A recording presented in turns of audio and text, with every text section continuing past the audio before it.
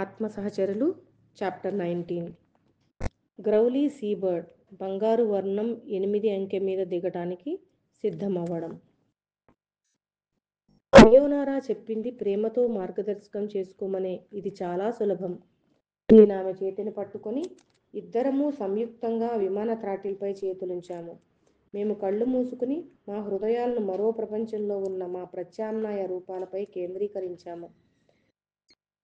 మేము త్రాటిల్ని కదిలించలేదు. త్రాటిలే మా చేతులను కదిలించింది. గ్రౌలీ సీబర్డ్ ఒక ప్రాణమున్న దానిలా, ఏ మార్గం గుండా ప్రయాణించాలో తెలిసిన దానిలా దాని త్రాటిలే మా చేతులను కదిలించింది. కాసేపటికి మా విమానం వేగం తగ్గి ఏటవాలుగా వృత్తాకారంలో తిరగక లెస్లీ కళ్ళు తెరిచి చూడడాన్ని నేను కళ్ళు తెరుస్తూ చూశాను. మేము ఒక క్షణం మా విమానం వైపు ప్రేమగా చూసి కింద ఉన్న నీటి వైపు దృష్టి సారించాము. విశాలమైన గజిబిజి అల్లికల మధ్యగా బంగారు వర్ణంతో ఒక 8 అంకె దగదగా మెరిసిపోతోంది.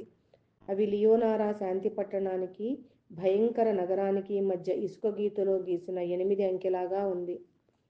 మేము ఎప్పుడైతే మా మనస్సులో ప్రేమను కేంద్రీకరించడం ఆపామో మళ్ళీ అంతా మొదటికి వచ్చింది.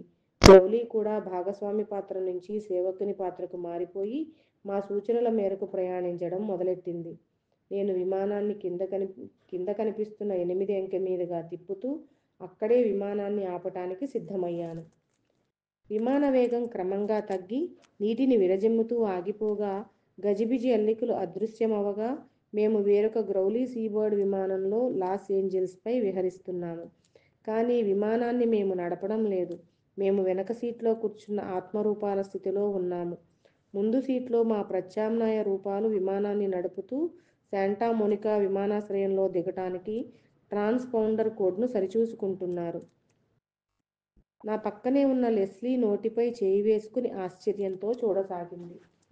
4, 6, 4, 5 పైలట్ రిచర్డ్ మైక్రోఫోన్లో చెబుతున్నాడు.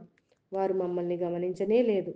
అదృశ్య రూపంలో ఉన్న త్రాటిల్ని మానసికంగా ముందుకు నెట్టగానే నా చేతిపై ఉన్న లెస్లీ చేతి స్పర్శ బరువుగా తెలుస్తోంది. అంతలోనే ఆ దృశ్యం కనుమరుగైపోయింది. ఆ గ్రౌలీ తిరిగి కల్పనా ప్రపంచంపై ఎగురుతోంది. మేమిద్దరం ఒకరినొకరు చూసుకుంటూ గట్టిగా నిట్టూర్చాము. రిచర్డ్, మనం ఆత్మస్వరూపులుగా కాక మామూలుగానే మనం కిందకి దిగవలసిన ప్రదేశం అదే అని ఇందాకటి దృశ్యం సూచిస్తున్నట్లుగా నాకనిపిస్తోంది. నేను విమానాన్ని విశాలమైన మలుపు తిప్పి కిందకి చూశా. ఇంకా అక్కడే బంగారు అంకె గుర్తు వెలుగుతూనే ఉంది. మనం దిగాల్సింది అక్కడ అయితే ఇందాక మనం మన ప్రపంచంలోకి ఎందుకు రాలేకపోయాము అన్నాను. కింద కనిపిస్తున్న అంకె మా స్వంత ఇంటికి వేసిన తాళంలాగా అనిపించింది. కానీ తాళం చెవులు మా దగ్గర లేవు. మనకిక దారి లేదా? మనం ఎక్కడ దిగినా ఆత్మల రూపంలోనే సంచరించాలా అంది లెస్లీ. హీలీ సరస్సు వద్ద తప్ప అన్నాను. మన అంశాత్మ అయిన లియోనారాను హీలీ సరస్సు వద్ద కలిశాం కదా, కాబట్టి అది కూడా కల్పనా ప్రపంచమే. దానిని పరిగణలోకి తీసుకోవద్దు అంది లెస్లీ.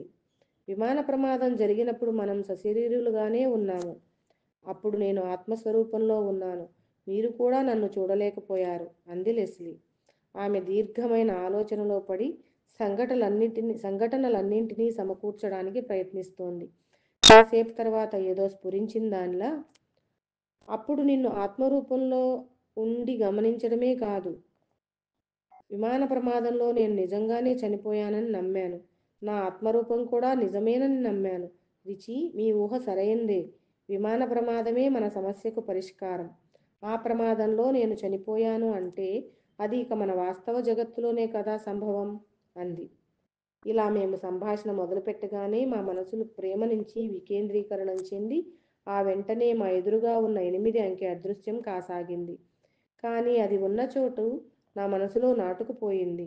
మేము దిగాల్సిన స్థలం ఇదే, ఈ అవకాశాన్ని వదలకూడదు అనుకుంటూ నా ఏకాగ్రత చెదరకుండా విమానాన్ని సరి అయిన స్థలంలో దించడానికి ప్రయత్నిస్తున్నాను.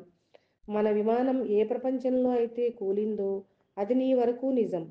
ఆ ప్రమాదం నుంచి బయటపడ్డట్లు మీరు విశ్వసించారు కాబట్టే అక్కడ మీరు ఆత్మస్వరూపంలో లేరు. అది ఒక ప్రత్యామ్నాయ సమాంతర కాల వ్యవస్థ. ఆ కాలంలోనే మీరు నన్ను ఖననం చేసి ఒక ఇంటిలో 3 నెలల పాటు నివసించారు. మీరు విమానాలను, కార్లను నడిపారు. మీ చుట్టూ ఉన్న మనుషులతో మాట్లాడారు. ఆమె ఏం చెబుతుందో నాకు అర్థమయ్యేసరికి నేను నివ్వెరపోయాను. అంటే మనం ఇంటికి చేరుకోవాలంటే మరొక మారు మన విమానం ప్రమాదానికి గురి కావాలా? యోనారా చెప్పినట్లు ఒక లోకం నుంచి మరొక లోకంలోనికి ప్రవేశించడం చాలా సులభం. అదంతా ఓ దొంగ జారి కింద పడినంత సులభం అని చెప్పింది కదా. కానీ ఆమె విమానం కూలిపోవడం గురించి అయితే ఏమీ చెప్పలేదు కదా అన్నాను. అవును, ఆమె విమానం కూలిపోవడాన్ని గురించి ఏమీ చెప్పి ఉండకపోవచ్చు, కానీ ఇందులోనే ఏదో మతలబు ఉంది. ఆ ప్రమాదం జరిగిన తర్వాత మీరెందుకు ఆత్మరూపాన్ని పొందలేదు? నేనెందుకు పొందాను? కల్పనా ప్రపంచంలో జరిగిన సంఘటనలకు భిన్నంగా ఈ సంఘటన ఎందుకుంది?